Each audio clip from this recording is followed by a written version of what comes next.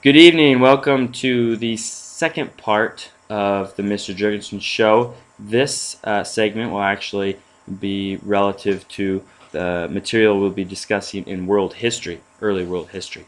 Now, I do have a guest speaker today, a couple guest speakers. One will kind of follow us, bring us through the war elephant of India.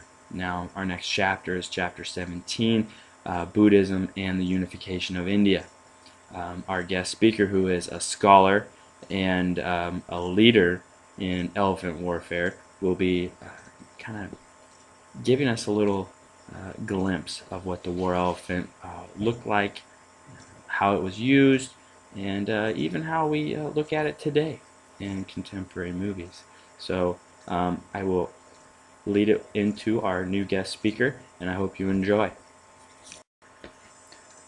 Hi, I'm Kenneth Lockley here, and I'll be talking to you about war elephants of India. Now, your brilliant teacher, Mr. Jurgensen, will be talking to you about war elephants tomorrow as well, but I would like to elaborate a little bit more for him. Now, the war elephant of India would have been equipped with the best armor that would have protected them from small arms like swords or spears, and they would have also have had attachments to the tusks. Now, these attachments would have been very, very sharp. Now, and when the elephant charged into a line of infantry, it would have caused complete and utter chaos and pierced the armor of the infantrymen. On top of the elephant were stationed archers and spearmen who would throw projectiles down to the enemy. Okay, now these guys would have been protected, and they would have had a great viewpoint of the battlefield. The main objective of the war elephant would have been to penetrate infantry lines. Now remember, infantry lines consist of ground soldiers equipped with armor, shields, spears, swords, all types of size and shapes. Now, the elephant would have caused complete chaos. Now, imagine yourself a soldier waiting to see this elephant and finally seeing it, hearing the ground pitter-patter, pitter-patter, and then the elephant comes and charges. You would have been scared. Only the best soldiers would have stayed and fought. Now, the war elephant, was extremely effective, and it was effective throughout history.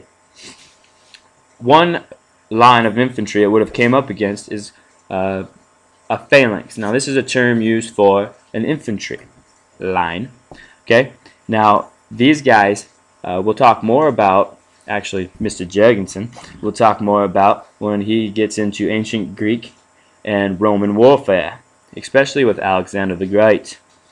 Now, these guys would have been a line of infantrymen with spears, swords, and very, very difficult to get through with infantry or cavalry.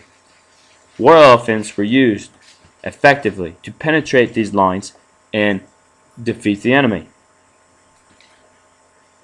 Now, as we go on into contemporary views of the war elephant, we look at Lord of the Rings. Now, Lord of the Rings, one of my favorite movies, is brilliant. It depicts an elephant. Now, it has the same mentality here. Okay, it fights against infantry and cavalry here, and it's very effective. It's a little exaggerated, and of course, this is a fictional movie and book, and but we can see how the war elephant has lasted through the ages. Now, I hope you have learned a little bit about the war elephant, and Mr. Jurgensen will talk to you more about it tomorrow.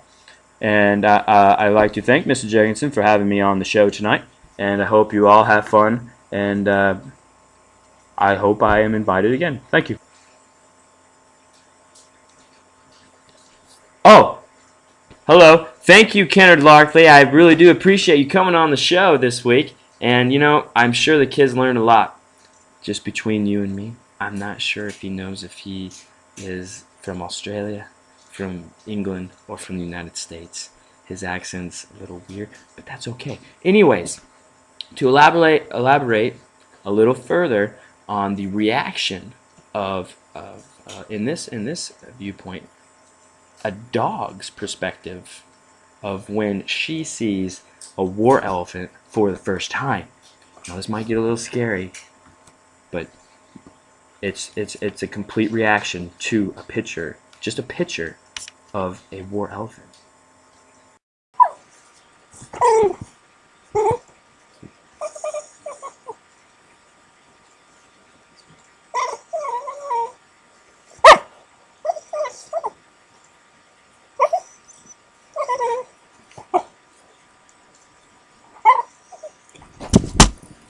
Courageous. That's all I can say. A courageous dog for standing up to that picture of an enormous war elephant.